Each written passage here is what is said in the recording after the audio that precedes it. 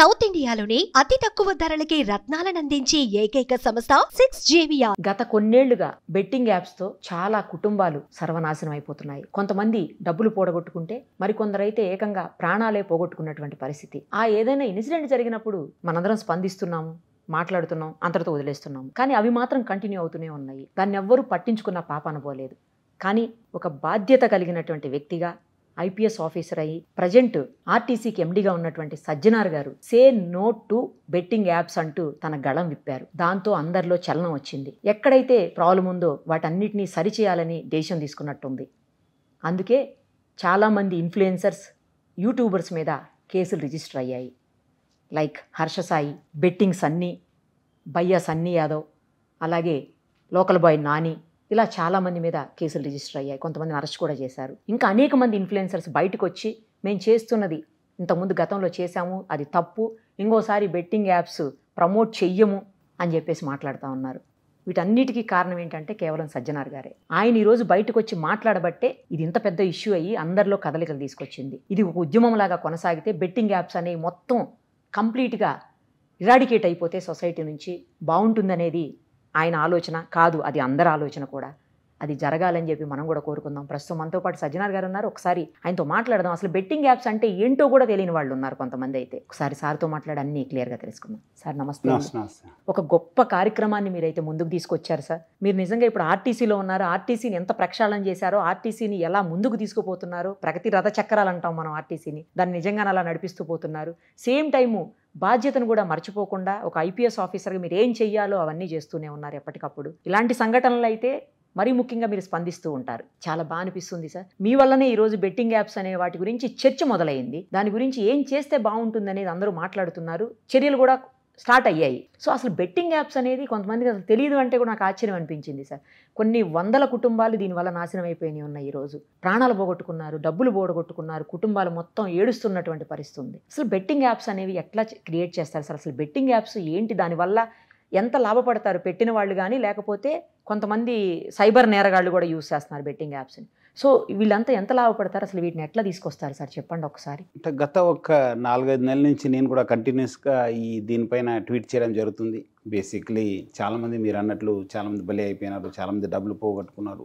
ఏమైందంటే ఇప్పుడు అంతకుముందు ఏమైందంటే ఈ బెట్టింగ్ అనేది మీరు వేలాది సంవత్సరం నుంచి వచ్చింది. ఇది మనం అది ఆగేది కాదు. కానీ బట్ ఇప్పుడు ఈ సోషల్ మీడియా వచ్చిన తర్వాత, ఇప్పుడు అంతా స్మార్ట్ ఫోన్ వచ్చిన తర్వాత ఎక్కడి నుంచో ఎవరో ఒక బెట్టింగ్ యాప్ని అప్లోడ్ చేస్తారు. మళ్ళీ ఇక్కడ ఉన్న వాళ్ళు డౌన్లోడ్ చేసుకుంటారు. డౌన్లోడ్ చేసిన ద్వారా ఏదో ఫస్ట్ ఇనిషియల్గా మీకు డబ్బులు వచ్చినట్లు వాళ్ళు చూపిస్తారు, క్రియేట్ చేస్తారు. కొంతమందికి తెలియక డెమో యాప్ అనేది కూడా చాలా మందికి తెలియదు, అది వచ్చింది కదా డబ్బులు అని చెప్పి అనుకుంటారు.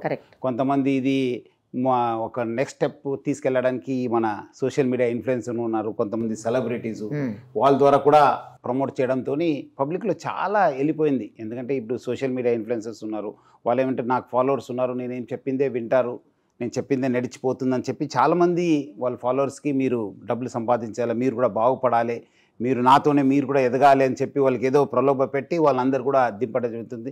కొంతమంది సపరేట్ టెలిగ్రామ్ ఛానల్స్ కూడా పెట్టుకున్నారని చెప్పి తెలుసుకున్నారు. కొంతమంది మొన్న ఎవరో ఒక గ్రామీణ ప్రాంతం నుంచి ఆయన ఏదో బెట్టింగ్ యాప్స్ చేస్తే వాళ్ళు ఇమీడియట్లీ రాత్రి 12 o'clock అయినా మెసేజ్ వచ్చిందంటే ప్లీజ్ కాంటాక్ట్ అస్ అని చెప్పి, ఇట్లా కూడా మెసేజెస్ వస్తున్నాం అని చెప్పి అంటే టెంప్ట్ చేస్తారు. రకరకాల మోడస్ ఆపరండి చేసుకొని, ఎందుకంటే ఇప్పుడంతా సైబర్ యుగము, ఎక్కడి నుంచి ఎదురు చేయవచ్చు.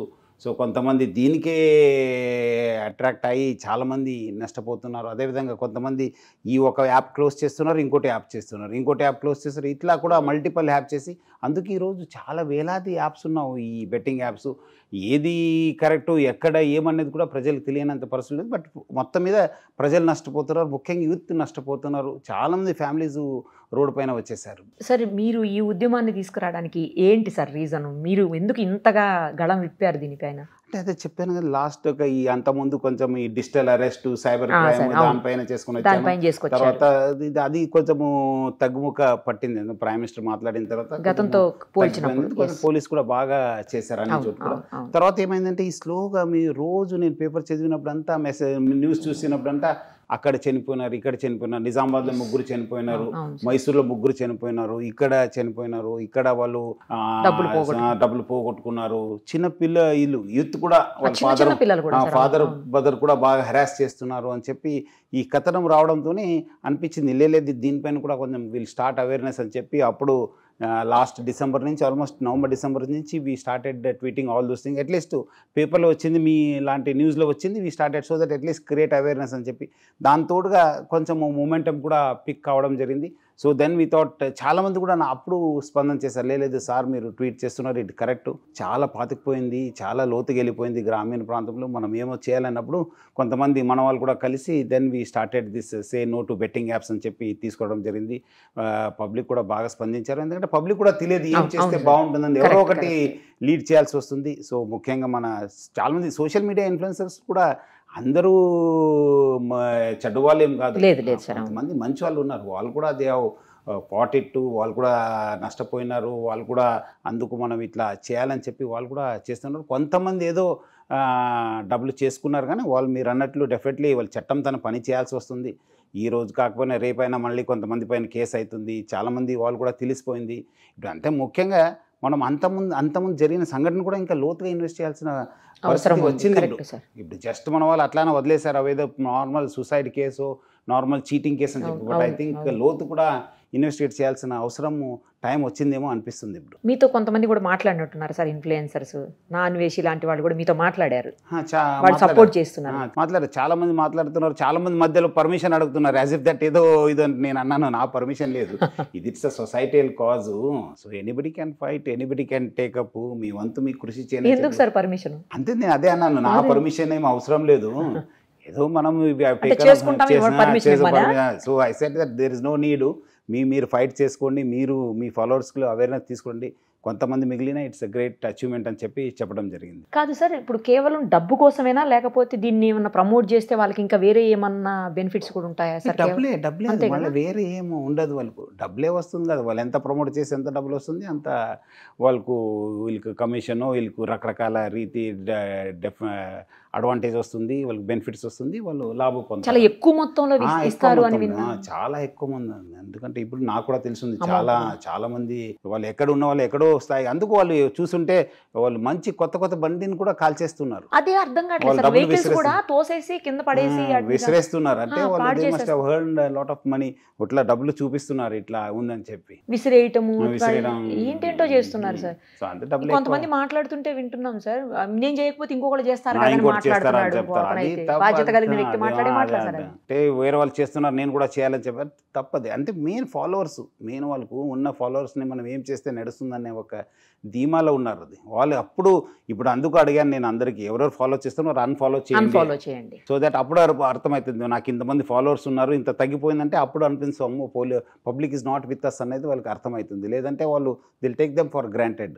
సార్ ఇప్పుడు బెట్టింగ్ యాప్స్ పెట్టిన వాళ్ళు అసలు కొంతమంది బయటకు కూడా తెలియదు, ఎవరో కూడా మనం కనిపెట్టలేము అని చెప్తున్నారు సార్ కొంతమంది, కానీ మరి ఇన్ఫ్లుయెన్సర్స్తో చేసేటప్పుడు వాళ్ళకి డబ్బులు ఇవ్వడానికి వీళ్ళు కాంటాక్ట్ చేస్తారు కదా? డెఫినెట్లీ ఉంటుంది వాళ్ళకి, అట్లా అది తప్పది, వాళ్ళు ఎవరో ఉంటుంది, వాళ్ళకి ఎవరో ప్రమోట్ చేస్తుంది, అది ఉంటుంది. అదే కాదు ఈ పోలీసులు ఇప్పుడు చేయాల్సిన పని, ఎవరు ఏమో ఎక్కడి నుంచి అవుతుంది ఎట్లా సిస్టమేటిక్, ఇది ఒక ఐ థింక్ పెద్ద మాఫియా ఉన్నట్లుంది. I think we should unearth it. అదే ఇప్పుడు వీళ్ళ త్రూ వెళ్తే ఎవరు ఏంటనేది బయటకు వస్తారు కదా, ఎవరు ఇప్పుడు అంతా వాళ్ళంతా బయట పోయారని చెప్తున్నారు, ఈ రోజు కాకపోయినా రేపు వస్తారు, ఇండియాలోనే లేరండి, ఈ రోజు కాకపోతే రేపు వస్తారు కదా, వచ్చినప్పుడు డెఫినెట్లీ వాళ్ళు చెప్పాల్సింది ఎట్లా ఉంది, వాళ్ళ బ్యాంక్ అకౌంట్స్ ఎక్కడి నుంచి డబ్బులు వచ్చింది, వాళ్ళు ఎవరు వచ్చి రిసీవ్ చేసుకున్నారు, ఎక్కడి నుంచి డబ్బులు వచ్చింది, ఎవరు కాంటాక్ట్ చేశారు అనేది కూడా తెలుసుకున్నా అయిపోతుంది, తెలిసిపోతుంది. కొన్ని అంటే మనకు ఆన్లైన్ లో ఏదన్నా సెర్చ్ చేసినప్పుడు కూడా వస్తుంటాయి సార్, దాన్ని తెలియక క్లిక్ చేసేటోళ్ళు కూడా ఉన్నారు, చాలా మంది ఉన్నారు. అదే కాదు ఇప్పుడు సోషల్ మీడియా ప్లస్ ఈ స్మార్ట్ ఫోన్ వల్ల తెలియకుండానే మనం we get sucked into that system, తెలియకుండానే ఏదో ఒక వీడియో వస్తుంది, ఏదో ఒక నోటిఫికేషన్ వస్తుంది, మీరు వస్తే క్లిక్ చేస్తారు, వాళ్ళు ఏదో ఆశ చూపిస్తారు, అమ్మో మీ దగ్గర ఉన్నది అది ఉంటుంది, అందరికీ డబ్బులు సంపాదించాలనేది ఉంటుంది, డబ్బులు సంపాదించాలంటే కరెక్ట్ వే ఉండాలి, కానీ బట్ అనవసరం ఇది బెట్టింగ్ ఆడి లేదంటే వేరే వాళ్ళని మోసం చేసి వేరే వాళ్ళని ఈ రంగంలో దింపి చేయడం అనేది తప్పు. అది సార్ కొంతమంది అంటుంటే విన్నాను సార్ నేను, ఇప్పుడు మన క్రికెటర్స్ ఉంటారు కదా, వాళ్ళు కూడా Dream11 అని చెప్పేసి ఇక్కడ షర్ట్ మీద కనిపిస్తూ ఉంటుంది. Dream11 అనేది కూడా బెట్టింగ్ యాప్ అని విన్నాను సార్ నేను. అది కొంచెం లోతుగా అది ఇన్వెస్టిగేట్ చేయాల్సి ఉంది. నాకు కూడా చాలా మంది చెప్పారు అది ఇట్లా ఉందని చెప్పి. కొంతమంది ఏదో డెమో అంటారు, కొంతమంది ఇది అంటారు. సో అది కూడా కొంచెం ఇన్వెస్టిగేట్ చేయాల్సిన అవసరం ఉంది ఐ థింక్. ఎందుకంటే అది it's national level, it's international level. So అది ఇంకా కొంచెం I think they have to investigate. అది ఇట్లా చాలా ఉన్నాం. ఇంకా క్రికెట్ ఎందుకంటే ఐపీఎల్, మన క్రికెట్ పిచ్చే ఐపీఎల్ వస్తుంది ఇంకా మళ్ళీ రేపటి నుంచి ఇంకా స్టార్ట్. మీకు ఇంకా మళ్ళీ అందరూ దాని రంగంలో దిగిపోతారు ఇంకా. అందుకంటే అందుకు లాస్ట్ 1 వీక్ నుంచి బికాస్ ఇది వస్తుంది కదా ఆల్రెడీ, ఇప్పుడే అంతమంది చాలా నష్టపోయినారు. అట్లీస్ట్ ఇంకా నెక్స్ట్ వచ్చే సీజన్లో at least public should understand that easy money రాదు, డబ్బులు ఊరికే రావు. ఈజీ మనీ అనేది లేదు. So public should work hard. చేస్తేనే అవుతుంది, ఏదో ఒక మనము ఫోకస్గా పని చేస్తేనే అవుతుంది, లేదంటే కాదు అది. కానీ స్టార్టింగ్లో ఈ బెట్టింగ్ యాప్స్లో ఏంటంటే సార్, ఒక 1000 మనం ఏదో 10 రూపీస్ పెడితే 1000 రావటం, లేదా 1000 పెడితే 10,000 రావటం, అట్లా మనల్ని ఇచ్చేస్తున్నారు. అట్లా చేసిన వాళ్ళు కూడా అట్లానే ఉంటుంది. ఇప్పుడు మీరు ఈ మధ్యలో కూడా మీరు బికాజ్ మార్కెట్ బూమింగ్లో ఉంది అని చెప్పి ఈ స్టాక్ మార్కెట్ ఇన్వెస్ట్మెంట్ వాళ్ళు ఏం చేసేది, మీకు ఒక ఇనిషియల్గా ఒక 5 లక్షల రూపాయలు పెడితే మీకు ఒక 2 లక్షలు 3 లక్షల రూపాయలు ఇచ్చేసి చూడండి మీకు ఇంత డబ్బులు వచ్చిందని చెప్పి మీ స్క్రీన్ పైన చూపిస్తారు. తర్వాత మీరు డబ్బులు డ్రా చేయడం పోతే లేదు, రావు, మళ్ళీ మీరు ఇంకా కొంచెం పెట్టండి ఇంకా మీకు వస్తుంది అని చెప్పి ఇట్లా చేసుకుంటూ పోతారు. అంటే వాళ్ళకి అంతే మీకు చూపిస్తారు, అంతేగాని వాళ్ళు ఇయ్యరు. సో ఇది కూడా అట్లానే ఉంటుంది. మీకు వచ్చిన స్టార్టింగ్ ఏదో మీకు ప్రలోభ పెట్టడానికి వేరే వాళ్ళని దింపడానికి చేస్తారు కానీ బట్ అదర్వైజ్ అది డబ్బులు రాదు. It's again zero sum game, మొత్తం శూన్యమే ఉంటుంది అది. ఇప్పుడు ఈ బెట్టింగ్ యాప్స్లో ఒకేసారి ఎక్కువ మంది అంటే దానివల్ల ఎఫెక్ట్ అయిపోతారా సార్, లేకపోతే ఒక్కసారి ఒక్కళ్ళే అవుతారా? లేదు, అది ఇట్స్ ఓపెన్ కదా, ఎవరు కావాలి వాళ్ళు ఆడుకోవచ్చు కదా, ఏముంది అది. అట్లా సిస్టమ్ సేమ్ చేసుకోవచ్చు, ఏముంది అది. ఇట్స్ ఆన్లైన్ కదా, ఏముంది అది. ఎంతమంది ఎదురు ఆడవచ్చు అది. కానీ ఒక్క యాప్ తోటి ఎంతమంది అవుతున్నారు సార్ అట్లా? మరి అంటే తెలియదు అది. మళ్ళీ యాప్ అది ఇక్కడి నుంచి అప్లోడ్ అవుతున్నావా, బయట నుంచి అవుతున్నావా, డబ్బులు ఎక్కడ పోతుంది, ఎట్లా పోతుంది అనేది I think time is come. మీకు అందుకు చూడండి, మీరు ఎప్పుడు కూడా లాస్ట్ కొన్ని సంవత్సరాల నుంచి ఏదో అంతకుముందు మనం చైన్ మార్కెటింగ్ స్కీమ్ వచ్చింది. తర్వాత కొన్నిసారి మీరు చూస్తుంటారు వరంగల్, కరీంనగర్, గుంటూరు, కృష్ణలో సూక్ష్మ రుణాల బాధితులు వచ్చారు. 2006, 7, 8 నేను గుంటూరులో ఉన్నప్పుడు అది చూశాను. తర్వాత మళ్ళీ ఇంకో ఈ సైబర్ క్రైమ్ వచ్చింది, OLX fraud, OTP frauds, bank frauds వచ్చింది, ఫెడెక్స్ వచ్చింది, డిజిటల్ అరెస్ట్ అయింది, ఇప్పుడు స్టాక్ మార్కెట్ అయింది, స్టాక్ మార్కెట్ తర్వాత బెట్టింగ్ యాప్స్. సో ప్రజలు కూడా అందుకు అర్థం కావాల్సింది, చైతన్య తీసుకురావాల్సిన బాధ్యత అందరిపైన ఉంది. అంటే ఇది ఎక్కడో రకంగా మోసం చేసే వాళ్ళు ఈ రోజు కాకపోతే ఇంకోటి ఏదో ఒక సిస్టమ్ తీసుకొస్తారు. సో అది అర్థం చేసుకోవాలి. మనము జస్ట్ ఏదో డబ్బులు వస్తుంది, మనము దీంట్లో ఆడితే డబ్బులు వస్తుంది అనుకోవడానికి లేదు. రేపొద్దున పోవచ్చు, రావచ్చు, రేపు పోవచ్చు. ఆ రోజే రాదు అది, ఇంకా ఆ రోజే రాదు, ఇంకా మళ్ళీ పొద్దున అనేది ఉండదు అది.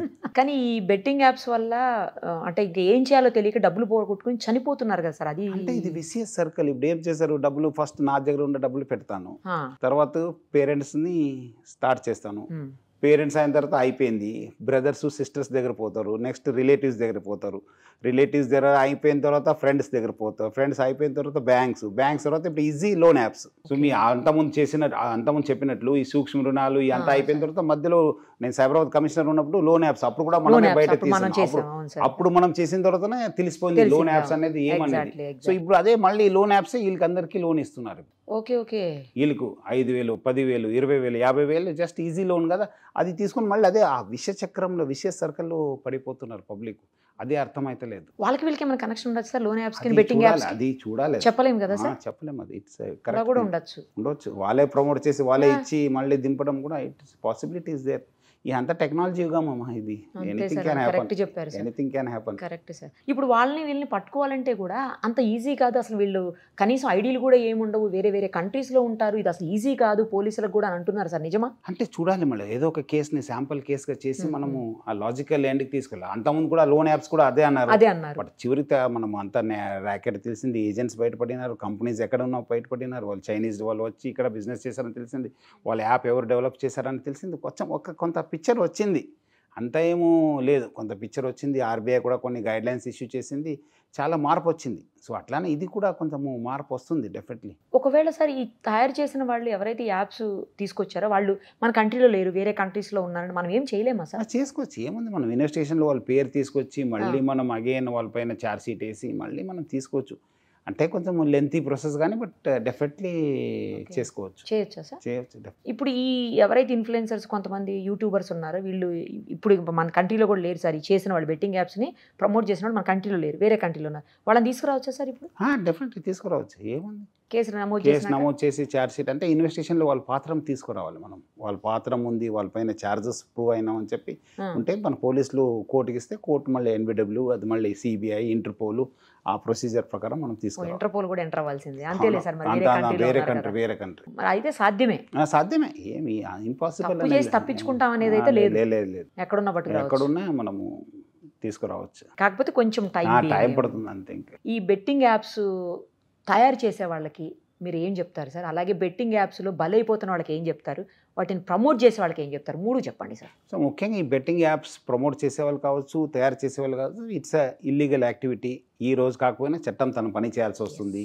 సో మీరు ఏదో అనుకుంటారు మనం చేసుకుంటే కాదనేది, ఎక్కడో దగ్గర మళ్ళీ కంప్లైంట్ వస్తుంది. చాలా మంది అట్లా అనుకున్నా ప్రమోట్ చేసి ఇప్పుడు ఇబ్బంది పడుతున్నారు. మళ్ళీ తప్పైంది, నాకు అదేంది, కేసు వద్దు, పోలీస్కి వద్దు, నేను చేయగలుగుతానని అంటున్నారు. అది కాదు. సో మీరు ఫస్ట్ ఆఫ్ ఆల్ ఇల్లీగల్ యాక్టివిటీకి మీరు అందరు కూడా ఎవరు కూడా జోలికి పోవద్దు. ఈ రోజు కాకపోయినా రేపు పట్టుకోబడతారు. మీకు చాలా లీగల్ యాక్టివిటీస్ ఉన్నాం, ఎథికల్ యాక్టివిటీస్ ఉన్నాం, మంచి ఆపర్చునిటీస్ ఉన్నాం, దాన్ని చేయనని చెప్పి ముఖ్యంగా ఈ బెట్టింగ్ యాప్స్ ఎవరు ఇప్పుడు ఆడుతున్నారో, ఎవరు ఇప్పుడు ఆల్రెడీ దాంట్లో దిగి ఉన్నారో వాళ్ళు మాత్రం అర్థం చేసుకోవాలి. It's zero sum game. మీరు డబ్బులు సంపాదించరు, ఏదో రోజు డబ్బులు కోల్పోతారు, మళ్ళీ ఫ్యామిలీ నష్టపోతుంది, పేరెంట్స్ నష్టపోతారు, మీ లైఫే నష్టపోతుంది. So as far as possible బయటకు రండి, దాంట్లో పడిపోవద్దని చెప్పి కోరుతున్నాను. ఇంకా కొంతమంది ఎవరు ఇంకా దానికి తెలియదు అంటున్నారు కదా, కొంతమంది మీకు ఏమైనా నోటిఫికేషన్ వస్తే ప్లీజ్ బీ అవే, ఏది కూడా డౌన్లోడ్ చేసుకోవద్దు, ఏది కూడా ఎంటర్టైన్ చేసుకోవద్దు. మీ ఎవరైనా ఇన్ఫ్లుయెన్సర్స్ ఫాలో అవుతున్నారు, వాళ్ళు ప్రమోట్ చేస్తున్నారంటే వాళ్ళని అన్ఫాలో చేసి మీరు మంచిగా ఉండండి, వాళ్ళు ఏదో చెప్తున్నారని చెప్పి మీరు వాళ్ళు ఫాలో చేయొద్దని చెప్పి కోరుతున్నాను. ముఖ్యంగా ప్రజలు కూడా అర్థం చేసుకోవాలి. ఇప్పుడు ఏమంటే ఏదో రోజు ఇంత కష్టపడి చేసిన తర్వాత నష్టపోవడం అనేది బాధ అనిపిస్తుంది. మీరు చేసుకోవడం తర్వాత పిల్లలు రోడ్డు పైన రావడం అనేది ఇట్స్ బ్యాడ్ థింగ్. సో ప్రజలు కూడా అర్థం చేసుకోండి. ఎవరు కూడా ఈ ఒక బెట్టింగ్ యాప్స్ జోలికి పోవద్దు. ముఖ్యంగా పేరెంట్స్, ఫ్యామిలీ మెంబర్స్ పైన బాధ్యత ఉంది. ఎందుకంటే వాళ్ళకు డెఫినెట్లీ ఆ బెట్టింగ్ యాప్స్లో ఉన్నారంటే పోగొట్టుకుంటుంటే దట్ పర్సన్స్ ఆ మారల్ స్ట్రెంత్ ఉండే, మెంటల్ స్ట్రెంత్ కమ్స్ డౌన్. అప్పుడు అర్థమవుతుంది ఈయన డిప్రెషన్లో ఉన్నారా, ఈయనేమో ఎక్కడాದರೂ డబ్బులు తీసుకుంటారు, వచ్చి అడుగుతారు కదా మీ ఆయన డబ్బులు తీసుకున్నారు, మీ అబ్బాయి నాన్న డబ్బులు తీసుకున్నారని చెప్పి అడిగినప్పుడే కొంచెం అలర్ట్ ఉండాలి. Yes something is wrong with him. నేను ఏమో మాట్లాడించడమా, నేను బయట తీసుకురావడమా, కౌన్సిలింగ్ చేయడమా, అది ఒక రెక్టిఫికేషన్ మెజర్ తీసుకుంటే బాగుంటుంది. వాళ్ళు కూడా బాగుంటారు, వాళ్ళ పిల్లలు, ఫ్యామిలీ కూడా బాగుంటుంది. Right sir. Say no to betting apps అని మీరు స్టార్ట్ చేసిన ఈ ఉద్యమం వాళ్ళ స్థాయికి వచ్చింది, దీన్ని కంటిన్యూ చేస్తారా సార్? ఎండ్ వచ్చే వరకు చేయాల్సింది ఇప్పుడు. ఎందుకంటే చాలా మంది జాయిన్ అవుతున్నారు, చాలా మంది అడుగుతున్నారు, చాలా మంది పైన కూడా కేసు అవుతాయి. ఈ రోజు రేపైనా కేసు అవుతున్నారు, చాలా మంది అడుగుతున్నారు గైడెన్స్. సో అందుకు వాళ్ళందరూ కూడా కోరుతున్నాను, అట్లీస్ట్ ఈ సోషల్ మీడియా ఇన్ఫ్లుయెన్సర్స్ వాళ్ళు ఈ ప్రమోట్ చేయకపోతే చాలా వరకు తగ్గుతుందని చెప్పి నాకు అనిపిస్తుంది. అదేవిధంగా ఎవరున్న వాళ్ళు, నష్టపోయిన వాళ్ళు కూడా ముందు వచ్చి ఎవరు ఆడవద్దు భయ్ అని చెప్తే ఇంకా కొంచెం బాగుంటుంది. So it will continue. ఎందుకంటే అది ఇట్స్ అ సొసైటల్ ప్రాబ్లమ్. అది ఒకసారి క్రికెట్ అసోసియేషన్ లేకపోతే క్రికెటర్స్ని కూడా టచ్ చేసే అవకాశం అని కనిపిస్తుందా మీరు ఈ విషయంలో, Dream11 అనే ఇష్యూలో? అంటే అది ఇంకా నేను అదే మొన్న వాడికి చెప్పాను అది ఒకసారి చెప్పాను. అది ఒకసారి next time will take it up. ఈ IPL వస్తుంది మళ్ళీ వచ్చినప్పుడు next time will take it up. అందుకని నేను అది కొంచెం స్టడీ చేయని చెప్పాను. కొంతమంది అవును అంటున్నారు, కొంతమంది లేదంటున్నారు, రకరకాల ఉంది. స్టడీ చేయని చెప్పాను, స్టడీ చేసి మీకు చెప్తాను. Thank you sir. మీరైతే కంటిన్యూ చేయండి, మేము కూడా we are all with you. Thank you sir. Thank you so much. Suman టీవీలో మీ పర్సనల్ అండ్ బిజినెస్ ప్రమోషన్స్ కోసం కింది నెంబర్కి కాంటాక్ట్ చేయండి.